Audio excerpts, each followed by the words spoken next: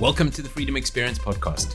I'm your host, Jean Moncrief, and every week I answer your questions or go behind the scenes with special guests to uncover their secrets to building a valuable business. A business that brings you joy, and when the time's right, you can sell at a premium. If you're looking for a dream team of experts to help you maximize the value of your business and find the freedom you dreamt of as an entrepreneur, then you're in the right place.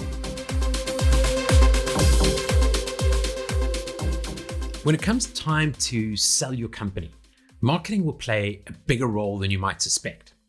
So today's episode is all about how to prepare and how to think about marketing as you move toward thinking about exiting or selling your business. And it goes beyond just selling your business. This is really how to think about marketing overall, how to think about creating a marketing system that is scalable, and how important that is, not just if you're going to sell your business, but if you want to build a business that's scalable and valuable, then having a marketing system in place that isn't made up of, let's say, that a sort of combination of the latest tactics and techniques and random acts of marketing. So when it comes to selling, your focus shifts typically from revenue to profitability. You want to go from driving up the revenue to focusing on bringing up the profit. And most of the approach to, or the way most business owners approach this, is that they start looking at where they can cut expenses out of the business. And regardless of whether we're going through a pandemic or whether you're thinking about selling your business, most owners look at marketing as one of those areas that you can take a hatchet to and just sort of chop. And that's not the best approach. A far better and more effective way of looking at this, and a much more rewarding approach in terms of, is to look at it in terms of increasing your profit, to lift your revenue, and not to do that by decreasing your marketing spend or sort of cutting marketing spend and teams across the business. Instead, you need to think about, how do I start creating a system that's more cost effective than what we've been doing up to now? So you got to spend some money to make money, as the old saying goes, but your job now is to move away from the random sort of tactics to a more strategic mindset. And it's the random tactics that suck up all the money. So you want to think about this in terms of, how do I get my marketing more laser focused? How do I get rid of all the random acts of marketing and get this thing laser focused so that my marketing system has the ability to scale in itself, and in it having the ability to scale, my business can scale. So if to make sure that this happens and that your business is running at peak performance, you need to actively address all the weaknesses. And as you move closer and closer to a sale, you kind of want to think in terms of getting fit for a marathon. Everything that you are feeling weak at, or maybe a triathlon's a better example. If you're cycling, you're swimming, you're running, where are you weak? Where do you need to be training more? And you want to think about your business like that and think about your marketing like that. So what's not working in my marketing system or in my marketing at the moment that I need to fix? And if you can get this right, marketing presents your business not just as this going concern. So if you manage to fix your marketing, when an acquirer looks at your business, they're not just sort of seeing this going concern. What they're seeing is a business that can thrive and that has the ability to scale. And that shows potential buyer that your business has opportunity for growth, which is what they're looking for. They want the ability to put some extra resources into your business and to be able to scale your business. Now, if you've stopped investing in marketing, or your marketing isn't working, and all you're doing all the work as the business owner, then a buyer becomes very nervous. They start thinking about all the work that they're going to have to do, the investment that they're going to have to make. That there's nothing proven that's working here, and that the marketing function is still got to be built. And when they start thinking like that, they start to discount the value of your business. And there's a risk there. So they'll be won't be, or they're going to want to pay a discounted value on your business. So we go back to where we started, and this question of, what do I do about marketing when I'm thinking about selling the business? Do I try and cut or scale back there? Very simply, the answer is no, because when a buyer comes looking to acquire your business, if they're feeling uncomfortable or nervous about this risk, they are going to put in a lower offer, or they're going to discount their offer. Now, some business owners are naturally inclined toward marketing, whereas others, it comes far more difficult. It comes far more difficultly. So what I mean is, for some owners, this marketing stuff just comes naturally. For others, not so natural. And regardless of whether you're super good at it and you've been handling the marketing all the way along, or you're no good at it and it's just something that you haven't really done, what you do need to do is build a marketing competency in your business. I talk a lot about removing over dependence, and particularly around the owner. One of the things you need to make sure when it comes to marketing, if you're doing all the marketing and you're the owner of the business, is that you're building a team and you're letting go of that. So regardless of whether you're good at marketing and it's something you absolutely love and you've been doing well, or it's a hole in your business and nobody's been doing it, you need to sort of either shift that marketing to a team, or and start hiring more resources. But the question is, who do you trust? There's more agencies and tools out there than I think I've had hot meals. And I mean, I was just looking at some stats the other day. I think there's 3,647 marketing tools in Europe. Back in 2016, that was a global total. So when I say there's more agencies and marketing tools than I've had hot meals, I seriously think that it's probably pretty accurate. And as a business owner, you're thinking, who on earth do I believe? Every day there seems to be another tool or tactic that somebody's pushing you to use. So it's understandable that this marketing thing is something you think, geez, it's just not working. I might as well chop it. If I'm going to sell the business, rather get the money to the bottom line than mess around with marketing.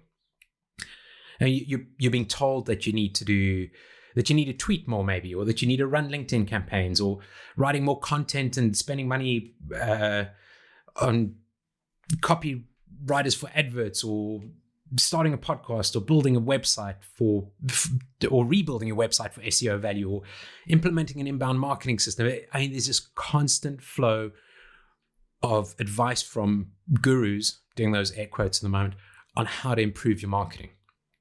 And it's completely understandable if you're standing there thinking, I don't know what to do with this stuff. I don't know who to trust. I might as well just chop it. So what I want you to do is to think about these few things, and I think can help you a bit. The first thing is to try and simplify things. And typically I find that marketing's not really the sort of root cause in a business. The biggest problem where you're not seeing the results of your marketing effort and the results of your return on your marketing investment typically has to do with your products and services and having just too many of them. So you're stretching yourself way too thin, and you don't have the resources to market all the products and services you've got. So one of the first things I would do is look at my products and services, and you probably find that 20% of your products are bringing in the majority of revenue. So you need to decide where you want to put your focus. What are the products or the services you want to put your marketing system behind? What are those products or services that bring you the majority of your revenue? And I would suggest that you try and whittle things back to those core products that you have. So that would be number one in terms of simplification. And very often that's part of where the problem lies. If you're spending money on marketing and you're just not seeing the results, is because you're not doing anything in a focused way around a focused set of products or services. It's this whole spread of products and services that you're trying to sell. The second thing I'd suggest you do is start looking at data. And if you haven't got data, start collecting it. Very simply, what's worked in the past? And can you double down on it? So what have you done can you look back over the year and say, well, we ran that or we did that and we got great results? And then the other side of that is, what are you doing that you can stop? So a lot of owners are running marketing campaigns that they're scared to stop because they're worried that might turn off the lead generation tap. You may be running Google ads that you've been running for ages and not really seeing any results, but you're too scared to turn them off. Hell, turn them off for a couple of weeks and see what happens. How bad could it get? Just see what happens over that period of time. Yeah, I'll give you an example. Recently, I was talking to a client in the property development space about their sales goals. And at first, they had no idea about what their goals actually are. And this is very common. A lot of the clients I start speaking to don't have this set of goals. But when I push a bit, and in this case, they were selling about 20 properties a month, and I dug a bit deeper and eventually got to the point where after pushing, they decided that they wanted to turn over 30 properties instead of 20 a month. That's a 50% increase. So we get a little bit more clarity there. And then once they set that goal and we dug a little bit further, we figured out that stock's not the issue. They've got enough property. In fact, they're sitting on 300 odd units. The thing is that they need to move those units. So the problem was to figure out how to sell those extra 10 properties. And once we're clear on that, then we were able to start brainstorming ways to hit those goals, those very specific goals. And that takes out all the sort of random acts of marketing that might have happened otherwise. And then we found that this client was using direct mail once a month to sell 20 odd properties. So they'd do a direct mail every month, sold 20 properties off the back of it. So let's mail twice a month then and see what happens. So basically, it's simple. No crazy marketing campaigns or commercials, no complex multi-step automations or 5-figure Facebook campaigns. It's just, what are you doing right now that works? And what if we double that up and see what happens? And this just goes back to the point of simplification. So you're going over that again. You want to simplify the products and services you got, number one. Majority of revenue is probably going to come from 20% of those products. You want to take a look at what you're doing that you can stop, and you want to look at the data and look at what's worked for you in the past and see if we can double down on it like those folks in the property business did. So that's some very, or those are some very simplistic examples of what you could do right now yourself if you were looking at a lead generation challenge in your business. But going back to a more strategic approach to this, the first thing I would suggest you do is you're going to need to replace yourself. And you may want to take a little bit of time to make sure you make the right hire there. So I would suggest that if you can't or you don't have somebody in mind or you haven't started a recruitment process to replace yourself, that you bring in a part-time chief marketing officer or a part-time marketing director. You can use companies like Chief Outsiders or the Marketing Center and bring in a seasoned marketer who can help you to build a strategy, not just build the strategy, but oversee the execution or mentor your team to execute that strategy. So that person can come in, join your senior leadership team, help you design a marketing system, and then sort of pull your ragtag team together, go through a discovery phase first, obviously, pull your ragtag team together, put a strategy together, put a plan together, and start executing on it. So number one, from a longer term perspective, is basically look to replace yourself and find a part-time CMO or marketing director to do that if you need time to find the right person to fit that role and you don't want to lose any momentum. Then figure out where your weaknesses are. For instance, you might have a very strong brand, but your client acquisition is unreliable. Or you might be generating leads faster than you can deliver, and you need to attract great talent. Once worked with a company in Toronto, and they were doing a phenomenal job of closing down business, but they couldn't attract enough talent, and they didn't have a great rating on whatever the rating system over the job system is over their Glassdoor. So they needed to do some work on kind of their external and internal branding to attract talent. So your challenges, you need to understand where your weaknesses are. And marketing plays a role across your entire business, inside, outside. It attracts customers. Your brand reflects your values. So there's a lot of work you might need to be doing on your brand as opposed to your client acquisition systems. And that role of brand is critical, as I said, to attracting great talent and to showcase your business, not just to customers, but to potential employees. So you got your CMO in place. You've identified your weaknesses. You know where your challenges are. Marketing Center has a great thing called the Marketing 360. I'll put the link into the notes, and you can go and take a look at that and answer some questions and give you a sense of where your weaknesses might be. Then you want to start working on this marketing system. Your business is made up of systems, and one of those is your marketing and sales system, or your marketing system, depending how you're going to look at it, your business development system, your client acquisition system. And you want to sort of map out what that system looks like, what activities work for your business versus what you're throwing against the wall to see if it actually sticks. So mapping that system out so that you have a very clear view of how it's going to work, how you're going to attract customers, how you're going to get them into your list, how you're going to make offers to them, how you're going to follow up with them, and how you're ultimately going to close the deal with them. You want to be able to measure what's going on in that system. So you want to be able to measure things like your return on marketing investment, your return on ad spend. You want to get those metrics in place. And you want the ability to show potential buyers how increasing investment in your marketing system can deliver predictable results. Because if you can do that, you're demonstrating to a potential buyer that if they acquire your business and they are injecting additional resources into your business, that your whole system can scale. And that, as I said in the beginning, is what they're looking for. So you want to go to work on constructing a marketing system that gives you reliable, consistent results. And then finally, you need to build a team a team to run this marketing system. And I'm not trying to oversimplify the idea of marketing. I know that it expands to encompass everything from your client acquisition to your brand, and there are all those sort of strategic elements that go around it.